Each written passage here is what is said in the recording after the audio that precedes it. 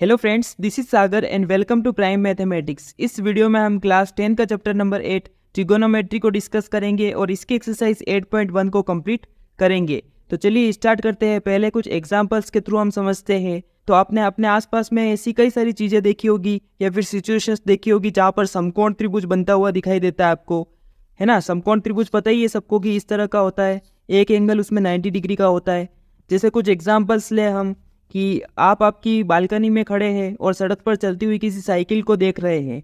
जैसे कि ये कोई बिल्डिंग है और आप बालकनी पर खड़े हैं और साइकिल को देख रहे हैं चलती हुई।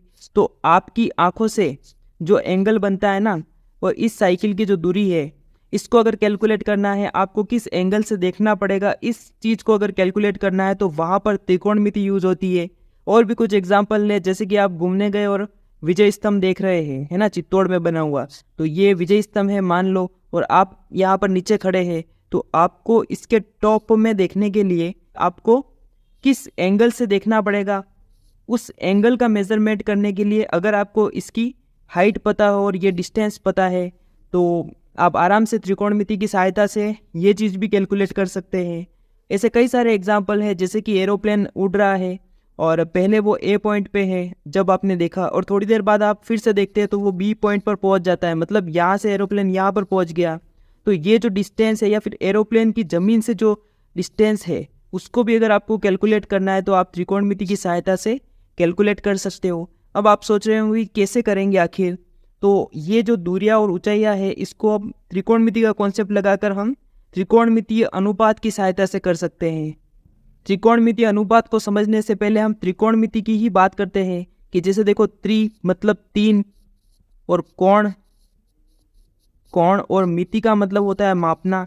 इसी तरह देखो इंग्लिश वाले नाम में भी ये ट्राई मतलब तीन होता है, गौन मतलब होता है क्या, भुजा होता है, और ट्राई मतलब ये मेट्री मतलब मेट्रॉन, और उसका अर्थ भी होता है मापना या मेजरमेंट। तो एक तरह से measurement of sides and angle, मतलब हम साइड्स का या फिर एंगल की ही बात करते हैं। यहाँ पर हम सिर्फ समकोण त्रिभुज की बात करेंगे।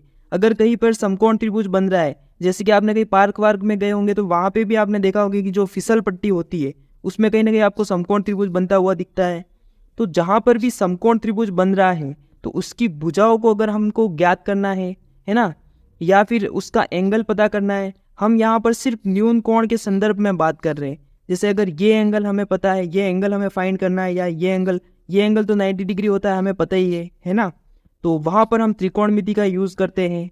तो मेनली हम त्रिकोणमिति के अंदर एक त्रिभुज की भुजाओं और कोणों के बीच में जो रिलेशन होता है उसका हम स्टडी करते हैं। बहुत पहले जब एस्ट्रोनॉमर जो थे उन्होंने त्रिकोणमिति का यूज पृथ्वी से तारों और इनकी ग्रहों की दूरियां ज्ञात करने में भी किया है। मतलब आप सोचो कि पृथ्वी से तारों की दूरियां ज्ञात करने में तो कई सारी जगह ये त्रिकोणमिति काम आती है। मैथमेटिक्स में तो बहुत काम आती है ना। कई सारी जगह ऐसे क्वेश्चंस आते हैं जहाँ पर त्रिकोणमिति की सहायता से हम सोल्व करते हैं।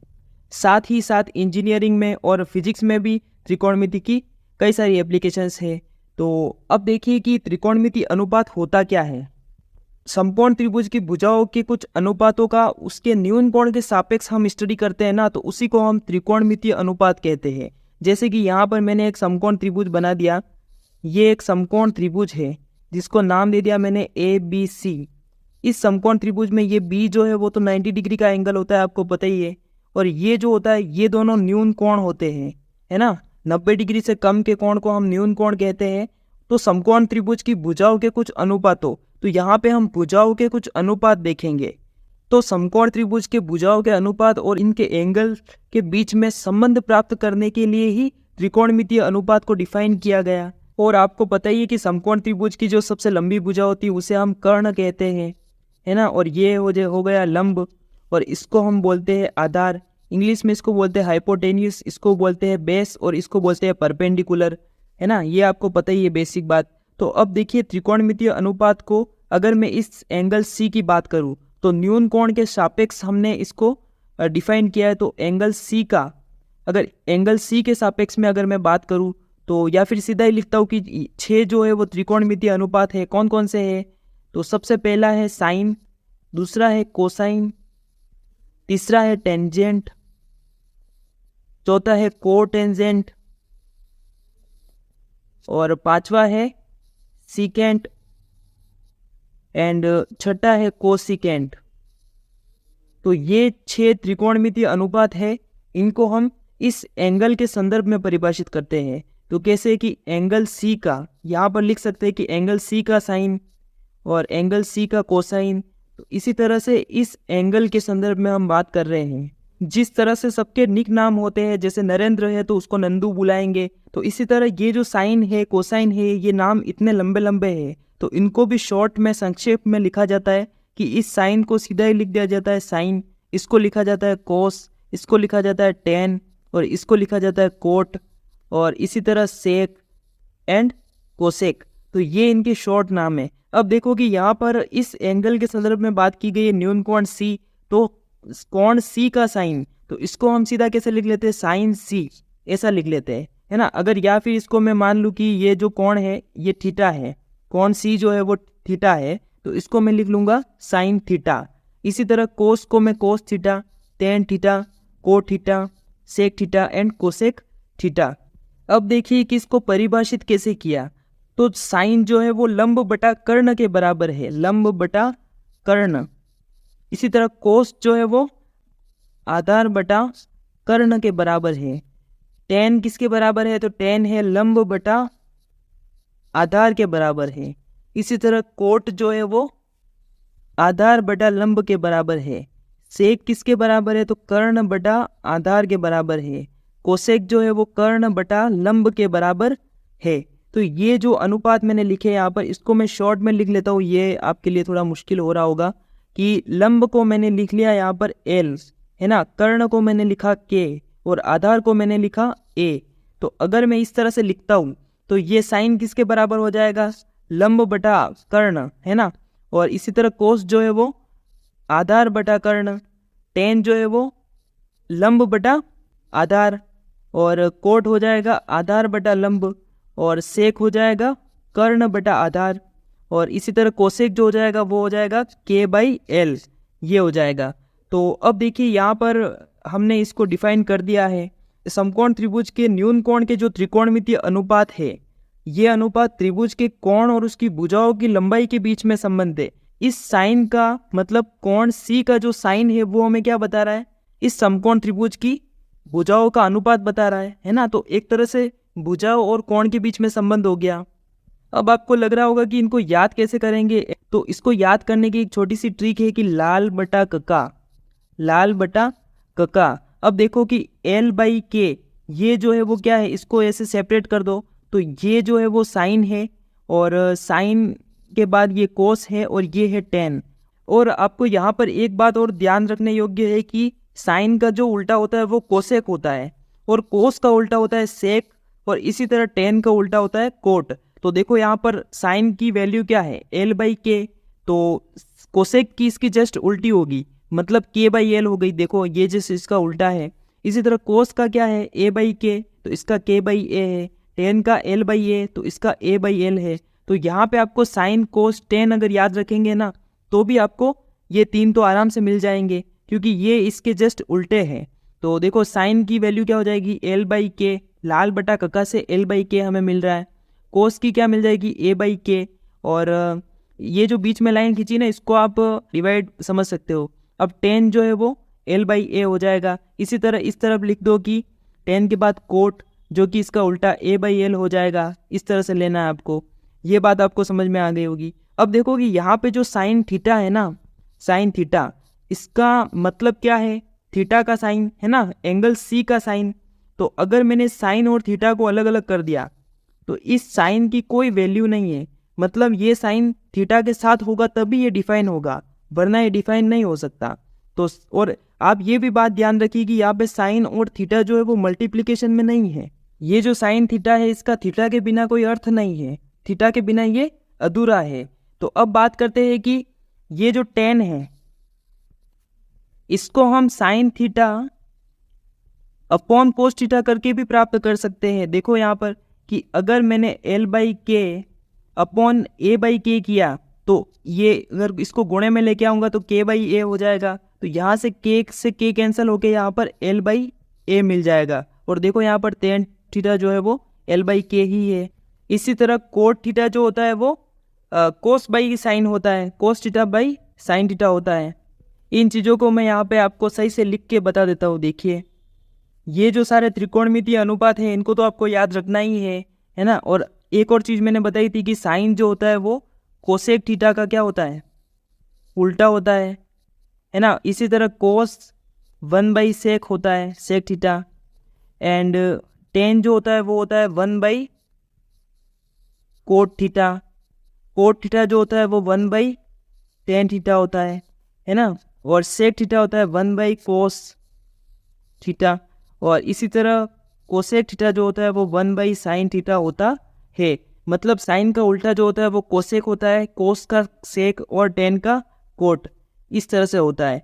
और एक और चीज़ मैंने बताई कि टेन थीटा जो होता है वो sine theta by cos theta के बराबर होता है, ये बात आपको ध्यान रखनी है। और कोट थीटा होता है, कोट टेन का क्या होता है, उल्टा होता है, तो इसको उल्टा कर दो, cos theta upon sine theta हो जाएगा। और भी यहाँ पर कुछ बातें हैं जो आपको जाननी जरूरी है, जैसे कि यहाँ पर हमने थीटा कौन सा लिया, एंगल सी लिया था ना, यहाँ पे ये थीटा लिया। अगर मैं यहाँ पर एंगल ए ले लेता हूँ, है ना, इसको अगर मैं ले लेता हूँ तो इसके त्रिकोणमितीय अनुपात जो है वो चेंज हो जाएंगे, इसके मान बदल जाएंगे। क्योंकि आपको पता है ना कि थीटा के सामने जो होती है ना, जो थीटा की विपरीत भुजा होती है वो होती है हमेशा लंब, है ना। तो अगर थीटा ये हो जाएगा तो इसके सामने वाली भुजा क्या हो जाएगी, लंब हो जाएगी। मतलब ये आधार की जगह पे क्या हो जाएगी, लंब हो जाएगी। तो देखो, ये हो जाएगी लंब और ये हो जाएगी आधार। तो इसके लिए अगर मैं एंगल ए लूँ तो यहाँ पर साइन ए ही ले लेता हूँ, है ना। मैं थीटा को यहाँ से हटा देते चलो। तो एंगल ए यदि मैंने लिया तो साइन ए बराबर क्या हो जाएगा, साइन ए क्या होता है, लंब अपॉन कर्ण होता है। तो लंब कौन सा है, ये वाला, तो लंब अपॉन कर्ण हो जाएगा। तो लंब यहाँ पे कौन सा है, बीसी भुजा, और ये जो कर्ण है वो कौन सा है, एसी। तो ये हो जाएगा साइन की वैल्यू। तो थीटा चेंज होने पर इसकी वैल्यू भी बदल जाती है। और थीटा के अकॉर्डिंग अगर हम समझे तो थीटा के सामने वाली जो भुजा होती है ना, उसको हमें हमेशा लंब लेना है, मतलब परपेंडिकुलर होगा वो। इसमें आपको सिर्फ इतनी बात ध्यान रखनी है कि आप जो भी साइन के साथ में जो भी एंगल ले रहे हो, है ना, त्रिकोणमितीय अनुपात के साथ में जो भी एंगल ले रहे हो, जैसे कि यहाँ पर साइन के साथ में ए ले रहे हो, तो आपको ये चेक करना है कि थीटा के सामने वाली जो भुजा होगी वो लंब होगी और उसके साथ में जो आसन्न है, मतलब सटी हुई जो पड़ोसी भुजा है, वो आधार हो जाएगी। ये बात आपको ध्यान रखनी है। अब और भी यहाँ पर कुछ बेसिक बात करें तो देखो, अगर साइन जो है, साइन थीटा का जो स्क्वायर है उसको हम साइन स्क्वायर थीटा ऐसा हम लिख सकते हैं। अगर यहाँ पे साइन का इन्वर्स हुआ, जैसे साइन थीटा का जो पावर है वो -1 हुई, तो इसको हम साइन, मतलब साइन की पावर -1 थीटा नहीं लिख सकते, क्योंकि साइन इन्वर्स की तो अलग ही मतलब है इसका, आप आगे की क्लासों में पढ़ेंगे, है ना। तो ये एक अलग ही बात हो जाएगी। तो यहाँ पे आपको सिर्फ ध्यान रखना है कि अगर इसकी पावर में -1 है तब हम इसको ऐसा नहीं लिख सकते, बाकी सभी पावर के लिए हम इसको ऐसा लिख सकते हैं। तो ये चीज़ आपको ध्यान रखनी है।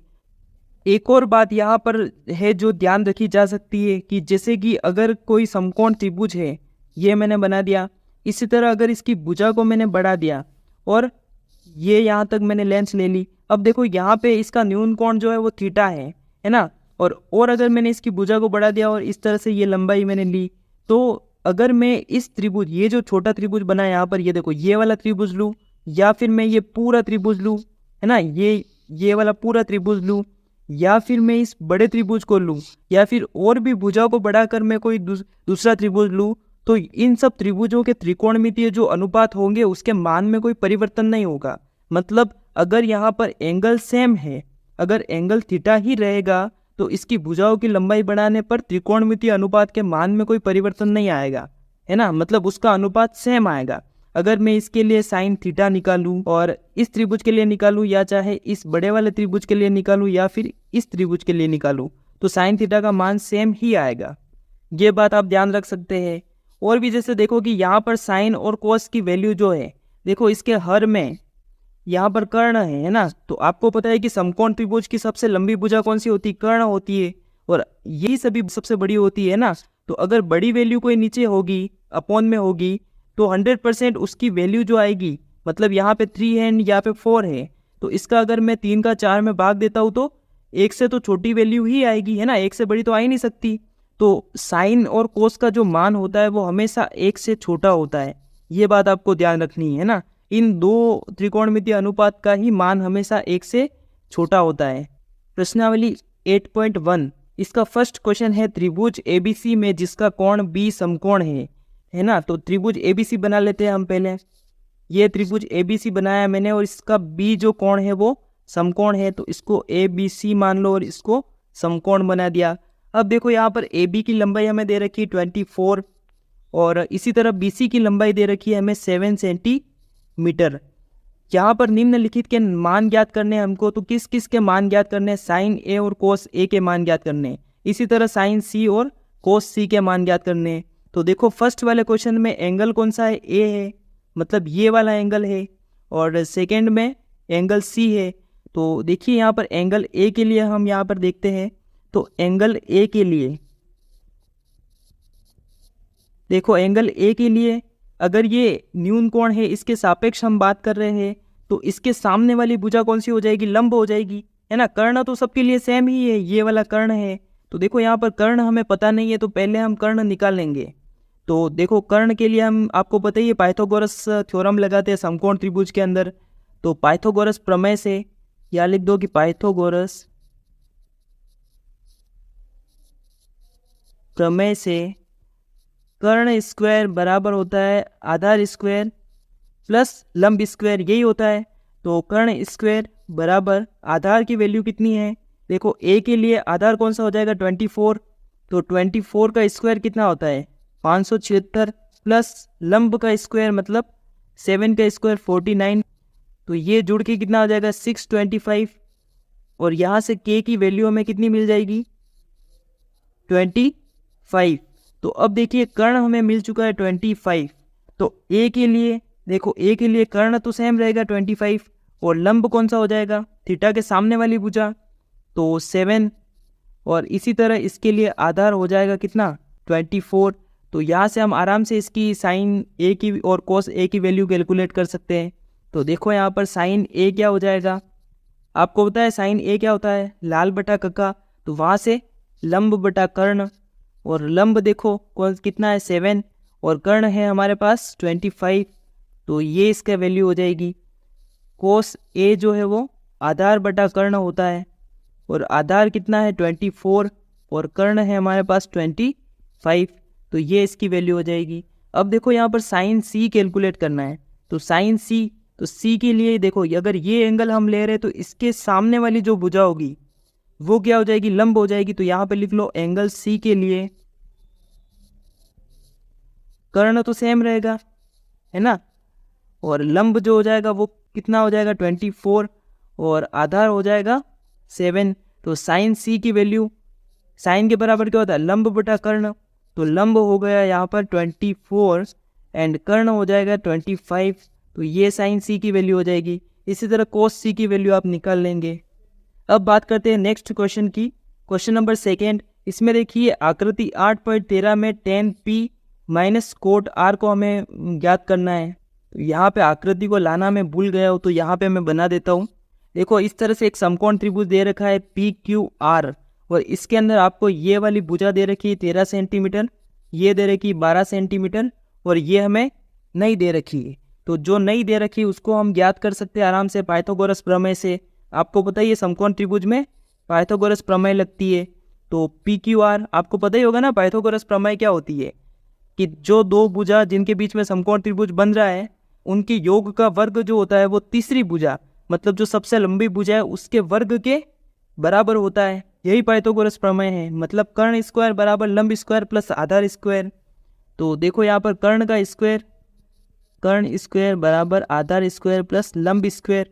तो कर्ण कितना है? 13, है ना। तो 13 का स्क्वायर बराबर आधार QR, इसको ही हमें फाइंड करना है। तो इसका स्क्वायर प्लस लंब स्क्वायर 12 का स्क्वायर, 13 का स्क्वायर होता है 169 और 12 का स्क्वायर होता है 144। तो इसको इस तरफ लेके आ गया तो माइनस का हो गया, QR का स्क्वायर है ये। अब देखो इसमें से माइनस करेंगे तो 5 एंड ये 25 बचा। तो यहाँ से हमें QR की वैल्यू कितनी मिल गई? 5। तो ये 5 सेंटीमीटर हो जाएगा। अब देखो tan P निकालना है हमें, तो tan P एंगल P के लिए कर्ण कितना हो जाएगा, ये तो 13 ही रहेगा, और लंब हो जाएगा इसके सामने वाली भुजा तो 5 सेंटीमीटर, और आधार हो जाएगा कितना 12। इसी तरह देखो एंगल R के लिए भी यहाँ पर बात हो रही है, कोट R हमें फाइंड करना है, तो एंगल R के लिए जो कर्ण है वो तो 13 ही रहेगा, लंब यहाँ पर हो जाएगा 12 और आधार हो जाएगा 5। अब देखो tan P minus cot R हमें ज्ञात करना है ना, तो tan P की वैल्यू कितनी हो जाएगी, देखो इसकी डायरेक्ट वैल्यू ही मैं निकाल रहा हूँ। तो ये देखो tan P के बराबर क्या होता है, लाल बटा कक्का से आप देखो लाल बटा कक्का, तो L बाई के है ना, L बाई ए सॉरी, तो L बाई ए, L देखो लंब 5 हो जाएगा और A जो है वो 12 है, और कोट जो होता है वो इसका जस्ट उल्टा है ना, आधार बटा लंब होता है। तो आधार देखो इसमें कितना है 5 है, और आधार बटा लंब मतलब 12, तो देखो ये 5/12 में से ये गया सेम, तो ये 0 हो जाएगा, तो इसका 0 आंसर आ जाएगा। अब बात करते हैं क्वेश्चन नंबर 3 की। इसमें देखिए साइन A बराबर दे रखा है 3/4, तो साइन A बराबर हमें दे रखा है 3/4, और आपको पता है कि साइन के बराबर क्या होता है, लाल बटा कक्का से लंब बटा कर्ण होता है। तो आपको एक त्रिभुज के अंदर आपको लंब दे रखा है कितना 3 है ना, जब एंगल A है, तो अगर मैं इसको एंगल A लूँ, इसको B और इसको C लूँ, तो इस एंगल के लिए लंब कौन सा हो जाएगा 3, ये वाला हो जाएगा, और कर्ण तो 4 है। अब हम यहाँ से आराम से इसका ये आधार ज्ञात कर सकते हैं। तो और हमें करना क्या है, इसमें कोस A और tan A की वैल्यू ज्ञात करनी है। तो देखो यहाँ से पहले मैं कर्ण स्क्वायर बराबर लंब स्क्वायर प्लस आधार स्क्वायर, ये फॉर्मूला लगा के इस आधार को फाइंड कर रहा हूँ। तो देखो कर्ण कितना है यहाँ पर 4, तो 4 का स्क्वायर 16, और लंब है यहाँ पर 3, तो ये 9 हो जाएगा, आधार स्क्वायर है ये 16 माइनस 9 बराबर आधार स्क्वायर। तो यहाँ से आधार हमें क्या मिल जाएगा, 16 में से 9 गया तो 7, तो √7 ये हमें आधार मिल गया √7। अब देखिए हमें कोस A और tan A ज्ञात करना है। तो कोस A इस एंगल A के लिए लाल बटा कक्का से आधार बटा कर्ण, आधार देखो इतना है √7 और कर्ण है हमारे पास में 4, तो ये इसकी वैल्यू हो जाएगी। इसी तरह tan A की वैल्यू हो जाएगी लाल बटा कक्का, तो L कितना है 3, और A जो है वो √7, तो ये इसका आंसर हो जाएगा। अब बात करते हैं क्वेश्चन नंबर 4 की। इसमें भी सेम इसी तरह है कि कोट A जो है वो हमें दे रखा है 8/15, अगर इस 15 को इस तरफ लेके जाएंगे, और कोट A बराबर होता है आपको पता ही है लाल बटा कक्का, तो आधार बटा लंब है ना, ये होता है। तो किसी समकोण त्रिभुज में आधार हमें पता है एंगल A के लिए, तो इसको A माना, इसको B और इसको C माना, तो आधार हमें पता है एंगल A के लिए आधार कौन सा हो जाएगा, इसके पास वाली भुजा है ना, पड़ोसी भुजा, तो ये 8 हो जाएगा, और लंब 15। तो हमें कर्ण ज्ञात करना है, तो कर्ण आप आराम से ज्ञात कर लेंगे, कर्ण स्क्वायर बराबर आधा स्क्वायर प्लस लंब स्क्वायर से। तो देखो आधार कितना है 8 मतलब 64, प्लस 15 का स्क्वायर कितना होता है 225, और इसको जोड़ देंगे तो ये 9 और ये 8 और 2, तो कर्ण यहाँ से कितना मिल जाएगा 289 मतलब 17, तो ये कर्ण मुझे मिल गया, तो ये 17 मिल जाएगा। अब देखो साइन A और सेक A ज्ञात करना है, तो साइन A बराबर क्या होता है लाल बटा कक्का L/K, L देखो लंब कितना है 15 और कर्ण है 17, तो ये इसकी वैल्यू हो जाएगी सेक A। तो सेक आपको पता है कोस क्या होता है लाल बटा कक्का, तो A/K, तो K/A हो जाएगा कोस का उल्टा, और कर्ण देखो यहाँ पर 17 है और आधार है यहाँ पर 8। इस तरह से इस क्वेश्चन को करेंगे। अब बात करते हैं क्वेश्चन नंबर 5 की। इसमें देखो सेक A बराबर दे रखा है, तो अन्य सभी त्रिकोणमिति अनुपात यहाँ पर निकालने हैं हमको। तो सेक A बराबर दे रखा है हमें 13/12, और आपको पता है सेक A के बराबर क्या होता है लाल बटा कक्का से कर्ण अपॉन आधार ये होता है। तो कर्ण हमें पता है, आधार पता है, तो हम लंब आराम से ज्ञात कर सकते हैं पाइथागोरस प्रमेय लगाकर। और बाकी सारे त्रिकोणमितीय अनुपात भी ज्ञात कर सकते हैं, है ना, साइन ए कोस ए। तो ये आपके लिए होमवर्क छोड़ते हैं, ये आप करेंगे। सारे सेम के सेम क्वेश्चन है, कुछ भी फर्क नहीं है इनमें। अब देखिए क्वेश्चन नंबर 6, इसमें देखिए एंगल ए और एंगल बी न्यून कोण हो तो जहाँ पर कोस ए बराबर कोस बी है तो दिखाइए कि एंगल ए जो है वो बी के बराबर है। तो देखो ये मैंने कोई त्रिभुज बना दिया, एंगल ए और बी दोनों न्यून कोण दे रखे, तो ये कोण और ये कोण है ना, ये दो कोण ही तो न्यून कोण है। और तो इसको मान लो ए और इसको मान लो बी, तो जो बचा सी वो होगा समकोण। अब देखो यहाँ पर हमें दे रखा है कोस ए बराबर दे रखा है कोस बी के, ये हमें दिया है। अब देखो यहाँ से चूंकि कोस की वैल्यू क्या है, कोस ए बराबर क्या होता है, लाल बटा कक्का से आधार बटा कर्ण होता है, आधार बटा कर्ण। और आधार देखो इसमें कौन सा है, ए के लिए आधार कौन सा हो जाएगा, ए सी, और कर्ण तो बी ए यही होगा, है ना, कर्ण ये हो जाएगा ए बी हो जाएगा। अब देखो कोस बी हमें फाइंड करना है, कोस बी, तो बी के लिए लंब कौन सा हो जाएगा, सामने वाला। खैर इसमें लंब की तो जरूरत ही नहीं पड़ रही है ना, कोस के बराबर होता क्या है, आधार बटा कर्ण। तो आधार हो जाएगा इसमें कौन सा, बी के लिए बी सी, है ना, ये आधार हो जाएगा। और इसका कर्ण है ए बी। तो अब हमें दिया क्या है कि ये दोनों बराबर दे रखे, तो A C by A B बराबर B C by A B. तो ए बी से ए बी कैंसिल होकर हमें क्या मिलेगा, ए सी बराबर बी सी, यही मिलेगा। तो देखो ए सी बी सी के बराबर आ गई, ए सी ये वाली भुजा और ये वाली भुजा दोनों बराबर आ गई। तो आपको पता है कि बराबर भुजाओं के जो सम्मुख कोण होते हैं, सामने वाले कोण, ये एंगल और ये एंगल दोनों बराबर हो जाएंगे, है ना। तो यहाँ पे लिख पाएंगे आपकी चूंकि बराबर भुजाओं के सम्मुख कोण बराबर होते हैं,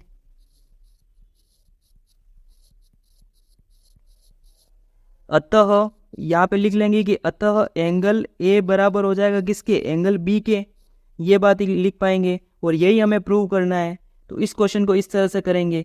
अब बात करते हैं नेक्स्ट क्वेश्चन की। क्वेश्चन नंबर 7 दे रखा है कि यदि कोट थीटा बराबर 7/8 है तो ये फर्स्ट इसकी वैल्यू ज्ञात करनी है और कोट स्क्वायर थीटा की वैल्यू ज्ञात करनी है। तो देखो इसको कैसे करेंगे। आपको किसी भी त्रिकोणमितीय अनुपात की अगर वैल्यू दे रखी है तो आप बाकी सारे त्रिकोणमितीय अनुपात की वैल्यू निकाल सकते हैं, है ना।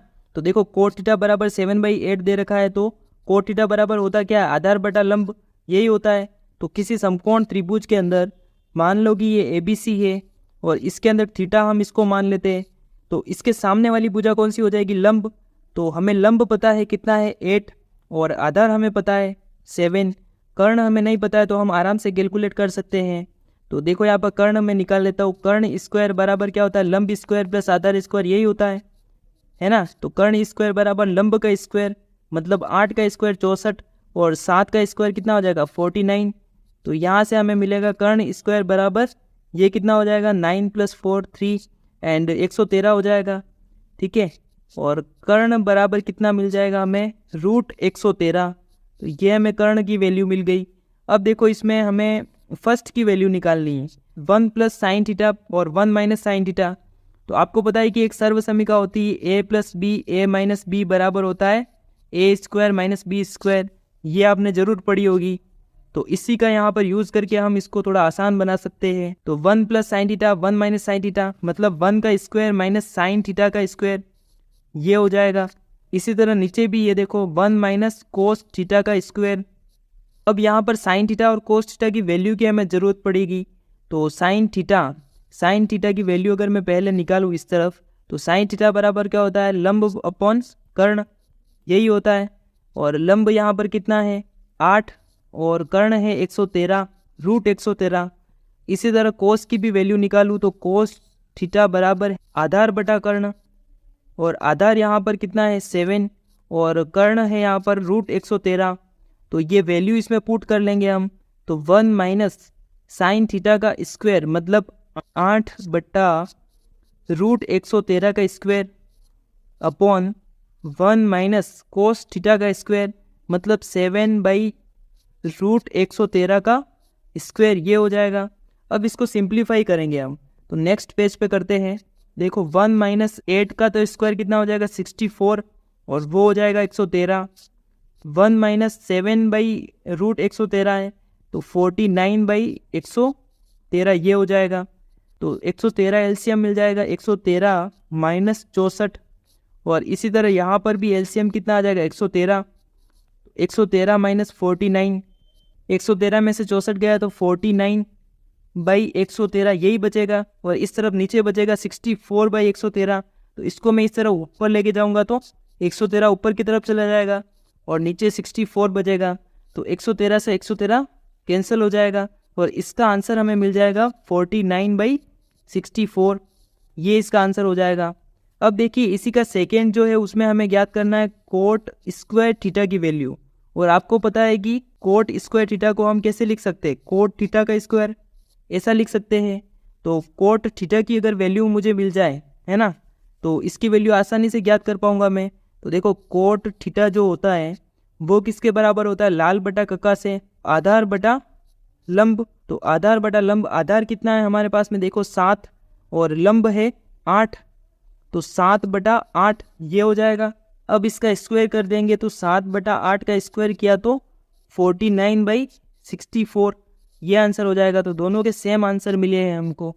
अब बात करते हैं नेक्स्ट क्वेश्चन की, क्वेश्चन नंबर 8। इसमें देखिए यदि 3 कोट ए बराबर 4 दे रखा है, मतलब कोट ए बराबर हमें दे रखा है 4/3 और जांच कीजिए कि ये जो है दोनों बराबर है या नहीं, ये हमें पता करना है।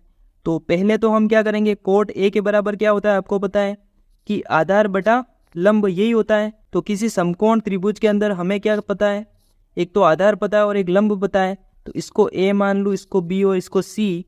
तो इस एंगल ए के सामने वाली भुजा हो जाएगी लंब, तो ये हो जाएगा 3 एंड आधार हो जाएगा 4 और कर्ण हमें ज्ञात करने की ज़रूरत है। तो कर्ण बराबर आधार स्क्वायर प्लस लंब स्क्वायर। आधार कितना है 4, तो 4 का स्क्वायर 16 प्लस 3 का स्क्वायर 9 ये हो जाएगा 25 और यहाँ से हमें के मिल जाएगा 5 हो जाएगा। अब देखो ये मुझे वैल्यू पता करनी है, तो यहाँ से मैं इस क्वेश्चन को करना स्टार्ट करता हूँ। LHS लेने पर ना, LHS लूँगा तो पहले इसकी वैल्यू निकालूंगा। 1 माइनस 10 स्क्वायर ए है, तो आपको पता है कि 10 स्क्वायर ए को 10 ए का स्क्वायर ऐसा लिख सकते हैं हम, और 1 प्लस 10 स्क्वायर है तो 10 ए का स्क्वायर ये हो जाएगा। अब यहाँ से मुझे 10 ए की वैल्यू चाहिए, तो 10 ए के बराबर क्या होता है, 10 ए के बराबर होता है लंब अपॉन आधार। तो लंब देखो यहाँ पर कितना है 3 और आधार है 4, तो 3/4 इसकी वैल्यू हो जाएगी।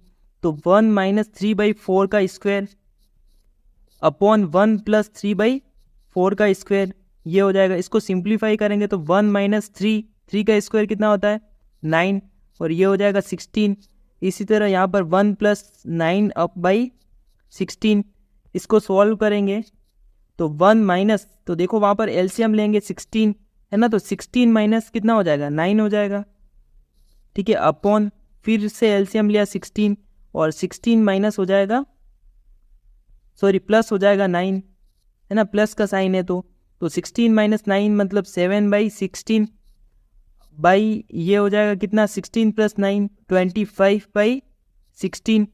तो ये हमें मिल जाएगा 7/16 इंटू, अगर इसको मैं उलट लूँ है ना, इसको गुणे में लेके जाऊंगा तो ये उलट जाएगा और 16 से 16 कैंसिल हो जाएगा और 7/15 इसका 25 इसका आंसर आ जाएगा। अब देखिए नेक्स्ट क्वेश्चन में हमें दे रखा है, सॉरी ये तो LHS लेने पर। अब देखो RHS लेने पर, LHS लेने पर हमें वैल्यू कितनी मिली 7/25 ये मिली। अब देखो RHS लेने पर हमें ये प्रूव करना है कि इन दोनों की वैल्यू बराबर है या नहीं। तो इसमें कोस और साइन है, तो कोस और साइन की भी वैल्यू में पता करनी पड़ेगी। तो देखो साइन के बराबर क्या होता है, साइन ए की वैल्यू अगर मैं यहाँ से ज्ञात करूँ तो साइन बराबर होता है लंब बाई कर्ण। तो लंब कितना है यहाँ पर 3 है ना, एंगल ए के सामने वाली भुजा, तो 3/5 हो जाएगा। इसी तरह कोस की बात करें तो कोस ए जो है वो आधार बटा कर्ण होता है। आधार है यहाँ पर 4 और आधार बटा कर्ण मतलब 5, तो 4/5। तो इसका देखो यहाँ पर है क्या, RHS में है क्या, कोस square A minus sine square ए। इसको मैं लिख सकता हूँ कोस ए का स्क्वायर माइनस साइन ए का स्क्वायर। और कोस ए की वैल्यू कितनी है 4/5 का स्क्वायर, तो 4/5 का स्क्वायर माइनस 3/5 का स्क्वायर, यहाँ से मुझे मिलेगा 4 का स्क्वायर 16/25 माइनस ये हो जाएगा 9/25, यहाँ से मुझे 25 एलसीएम मिलेगा तो 16 माइनस 9, और ये फाइनली कितना मिला 7/25। तो देखो 7/25 7/25, तो आप यहाँ पर लिख सकते हैं आराम से कि अतः ये मैं बीच में लिख रहा हूँ LHS बराबर RHS, है ना। अतः करके लिख लेंगे कि ये चीज़ लिख लेंगे कि 1 minus tan square A by 1 plus tan square A बराबर cos square A minus sine square A, ये मिल जाएगा। तो इस तरह से इस क्वेश्चन को करना है। अब बात करते हैं क्वेश्चन नंबर 9 की। इसमें देखिए त्रिभुज ABC में जिसका कोण B समकोण है, tan A बराबर ये हमें दे रखा है, तो निम्नलिखित के मान ज्ञात करने हैं। तो सारे क्वेश्चन सेम ही है, यहाँ पर कुछ भी फर्क नहीं है। देखो ये tan A बराबर दे रखा है, मतलब लंब बटा आधार, ये हमें पता है। तो लंब पता है कितना, अगर इसको मैं A लूँ, इसको B और इसको C लूँ, तो ये ABC त्रिभुज, इसके अंदर A के सामने वाली भुजा कौन सी हो जाएगी लंब, तो ये एक है ना, 1 दे रखी है, और ये √3, तो √3 आधार है। कर्ण हमें पता करना है और फिर इसकी वैल्यू निकालनी है। तो आसान है ये क्वेश्चन, बिल्कुल ही ये आपसे हो जाएगा, आराम से आप कर लेंगे। अब बात करते हैं क्वेश्चन नंबर 10 की। इसमें देखिए त्रिभुज PQR जिसका कोण Q समकोण है, तो त्रिभुज PQR पहले हम बनाएंगे। यहाँ पर इसका कोण Q जो है वो समकोण है, ठीक है। अब देखो PR प्लस QR हमें गिवन क्या है, गिवन है कि PR प्लस QR बराबर हमें 25 दे रखा है, और PQ जो है वो हमें 5 सेंटीमीटर दे रखी है। तो PQ ये तो हमें 5 सेंटीमीटर दे रखी है ना, और ये दोनों भुजाओं का योग दे रखा है हमें। तो देखो हमारा फॉर्मूला क्या है पाइथागोरस प्रमेय से, कर्ण स्क्वायर बराबर आधार स्क्वायर प्लस लंब स्क्वायर। तो कर्ण देखो, कर्ण कौन सा है PR, है ना, PR यहाँ पर कर्ण है, तो PR का स्क्वायर बराबर आधार का स्क्वायर, आधार है QR स्क्वायर प्लस लंब स्क्वायर 5 का स्क्वायर। तो अब देखो PR जो है उसकी वैल्यू यहाँ से हम निकाल सकते हैं। कैसे, देखो PR बराबर हो जाएगा 25 माइनस QR, ये हो जाएगा। तो इसको अगर मैं यहाँ पर पुट करूँ तो 25 माइनस QR का स्क्वायर, और QR स्क्वायर इस तरफ है ही है, प्लस ये हो जाएगा 25। तो यहाँ पे वो सर्वसमीका लगेगी A माइनस B का स्क्वायर, तो 25 का स्क्वायर 625 माइनस 2AB, तो ये 50 QR हो जाएगा, प्लस QR का स्क्वायर, और इस तरफ QR स्क्वायर है ही है, प्लस 25। देखो यहाँ पर QR स्क्वायर से QR स्क्वायर कैंसिल हो जाएगा, ये इस तरफ आएगा तो माइनस का हो जाएगा और कैंसिल हो जाएगा, और फिर यहाँ से QR हम कैलकुलेट कर सकते हैं। तो देखो 25 को मैं इस तरफ लेके चला जाऊँ यहाँ से, या फिर यहाँ पे देखो 625 में से मैं 25 को माइनस करूँगा तो कितना बचेगा 600, है ना, और इस माइनस 50 QR को मैं उस तरफ लेके चला जाऊँगा तो 50 QR बचेगा। अब देखो 50 QR बराबर 600 है, तो QR बराबर कितना हो जाएगा 600/50, है ना, और ये कैंसिल हो गई, कितना मिल जाएगा 12। तो QR की वैल्यू जो है वो हमें कितनी मिल गई 12 मिल गई, तो QR तो हमें 12 मिल गया। अब देखो PR जो है वो कितना हो जाएगा, देखो PR 25 माइनस QR, तो 25 माइनस 12 करेंगे तो 13 मिल जाएगा। अब देखो इसमें ज्ञात क्या करना है, साइन P कोस P और टेन P की वैल्यू ज्ञात करनी है। तो साइन P की वैल्यू निकालूँ यहाँ से मैं, तो आपको पता है साइन के बराबर क्या होता है, लाल बटा कक्का से लंब अपॉन कर्ण, यही होता है। और लंब देखो साइन P निकालना है, मतलब ये एंगल हमें लेना है, और इसके सामने वाली भुजा मतलब 12, ये हो जाएगी QR हो जाएगी, तो 12/13 आ जाएगा, है ना। कर्ण कितना है 13, तो 12/13 ये हमें मिल जाएगा। इसी तरह हमें देखो कोस P निकालना है, टेन P ये निकालना है, इसकी वैल्यूज आप निकाल लेना। अब देखिए क्वेश्चन नंबर 11, बताइए कि निम्नलिखित कथन सत्य है या असत्य, कारण सहित अपने उत्तर की पुष्टि कीजिए। तो फर्स्ट इसमें दे रखा है कि tan A का मान सदैव 1 से कम होता है, तो ये बात तो कैसी है, असत्य है। तो फर्स्ट का क्या हो जाएगा असत्य, क्योंकि यहाँ पर देखो tan a का मान जो है वो 1 से ज़्यादा भी हो सकता है। tan a के बराबर होता क्या है, लंब बटा आधार, ये होता है। तो यहाँ पर समकोण त्रिभुज की भुजाओं की लंबाई तो कितनी भी हो सकती है ना। कहाँ पर आधार बड़ा हो सकता है, लंब बड़ा हो सकता है, छोटा भी हो सकता है, कभी 1 से कम भी होगा, कभी 1 से ज़्यादा भी हो सकता है ना। अगर लंब की लंबाई अगर ज़्यादा हुई और आधार की कम हुई तो 1 से बड़ा मान आ जाएगा। तो इस तरह से हम कह नहीं सकते कि ये 1 से कम ही होगा ऐसा। लेकिन साइन और कोस में तो हम कह सकते हैं कि उनका मान जो है वो 1 से 100% कम ही आएगा। तो ये बात तो बिल्कुल गलत हो जाएगी, है ना। तो फर्स्ट जो है वो असत्य हो जाएगा। अब देखो सेकेंड के अंदर दे रखा है कि कोण ए के किसी भी मान के लिए सेक ए बराबर 12/5 दे रखा है। तो सेक ए की वैल्यू क्या होती है, कोस का उल्टा, तो लाल बटा कक्का से कर्ण बाई आधार, ये हो जाएगा। तो कर्ण दे रखा है 12 और आधार दे रखा है 5, तो ये बिल्कुल हो सकता है, सत्य है ना। क्योंकि देखो समकोण त्रिभुज की सबसे लंबी भुजा कौन सी होती है, कर्ण। तो ये 12 है और आधार है 5, तो हो सकता है बिल्कुल। अगर यहाँ पर कर्ण जो है वो छोटा दिया होता और आधार बड़ा दिया होता तो ये असत्य हो जाता। अब देखिए इसमें थर्ड जो है वो कोस ए कोण ए के कोसिकेंट के लिए प्रयुक्त एक संक्षिप्त रूप है। तो ये बात तो गलत हो जाएगी, क्योंकि कोसिकेंट ये तो किसके लिए होता है, सेक के लिए होता है। सेक का शॉर्ट फॉर्म है, मतलब शॉर्ट फॉर्म नहीं, ये फुल फॉर्म है। मतलब कोसिकेंट का शॉर्ट फॉर्म कौन सा है, सेक है। और कोस का तो कोस किसका शॉर्ट फॉर्म है, ये है कोसाइन का, है ना। कोसाइन का शॉर्ट फॉर्म है। अब देखिए इसके फोर्थ में कोट ए जो है कोट और ए का गुणनफल होता है, ये बात भी गलत है ना। देखो ये बात भी यहाँ पर फॉल्स है, तो एफ लिख रहा हूँ मैं, ये ट्रू है और ये एफ फॉल्स, और ये बात फॉल्स है। क्यों है, क्योंकि ये गुणनफल तो है ही नहीं। मैंने आपको बताया कि ये क्या है, कोट ए तो है क्या, देखो कोट ए जो है वो एंगल ए का कोट है, एंगल ए का कोट है, मतलब एंगल ए के सापेक्ष त्रिकोणमितीय अनुपात का मान है ना ये तो।